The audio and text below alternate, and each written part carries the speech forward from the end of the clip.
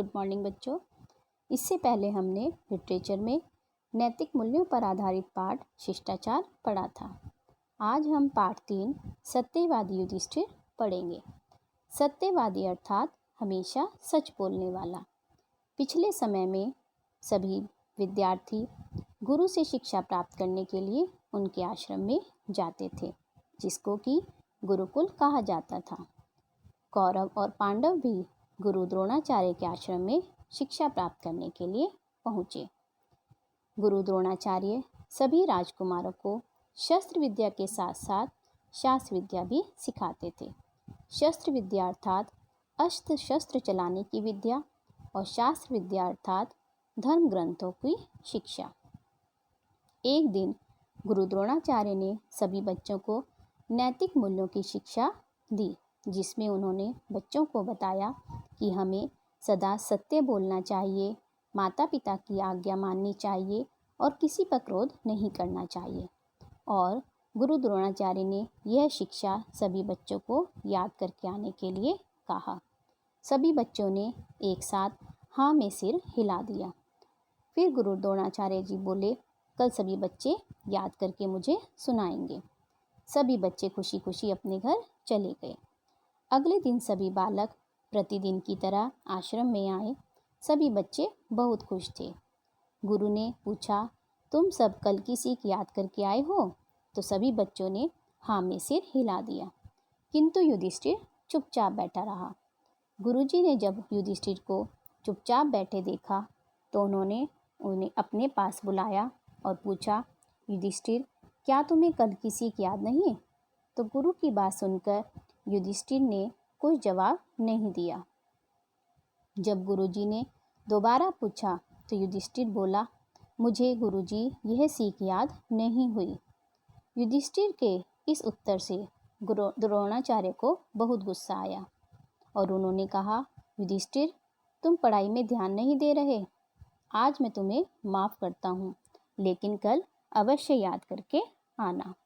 इसके बाद युधिष्ठिर के सभी भाइयों दुर्योधन, भीम, अर्जुन, नकुल, सहदेव सभी ने यह शिक्षा अपने गुरु को सुना दी और सभी बालकों का उत्तर सही था। अगले दिन सभी बालक आश्रम में पढ़ने के लिए आए। गुरु द्रोणाचार्य ने सबसे पहले युधिष्ठिर से सीख सुनाने के लिए कहा, लेकिन युधिष्ठिर ने आज भी नहीं सुनाया। इस प्रकार कई दिन बीत गए। गुरुजी रोज युधिष्ठिर से कल याद करके आना कहकर युधिष्ठिर को फिर से याद नहीं होता। यह देखकर गुरुजी को बड़ा आश्चर्य हुआ। आखिर तंग होकर गुरु द्रोणाचार्य ने पितामह भीष्म को आश्रम में बुलाया। भीष्म पितामह जब आश्रम में आए तो गुरु द्रोणाचार्य ने कहा, मैंने सभी बालकों को एक सीख याद करने के लिए कहा था।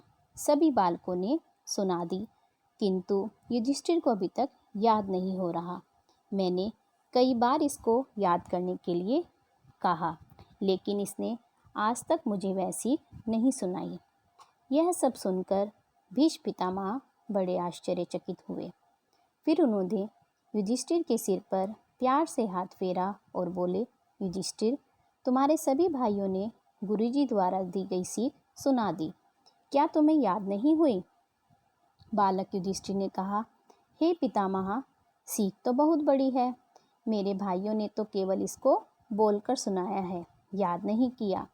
गुरुदेव ने मुझे कहा था, सदा सत्य बोलो, माता पिता की आज्ञा मानो, किसी पर क्रोध मत करो।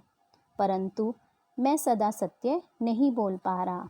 मुझे गुस्सा भी आता है। गुरु की तथा माता पिता की आज्ञा भी नहीं मान रहा हूँ। केवल मुख से बोलने से या याद करने से सीखना नहीं कहते। सीख को तो जीवन में उतारना पड़ता है। फिर मैं कैसे कह दूँ कि मुझे यह सीख याद हो गई है? युधिष्ठिर की बात सुनकर भीष्म पितामह और गुरु द्रोणाचार्य बहुत खुश हुए और बोले, हे वत्स, तुम बिल्कुल ठीक कह रहे हो। मैं तुम्हारी बात से सहमत हूँ। तुम सचमुच महान हो।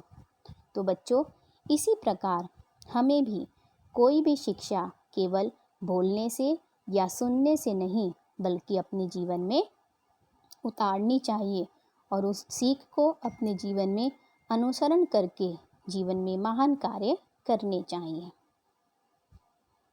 बच्चों, यहाँ पर श्रुत लेख के लिए कुछ शब्द दिए गए हैं, इनको याद कर लिखने का प्रयास करें। इसके बाद शब्दार्थ के वाक्य बनाने का स्वयं प्रयास करें। पाठ के आधार पर मौखिक प्रश्न स्वयं करने का प्रयास करें। इसके पश्चात बैक एक्सरसाइज,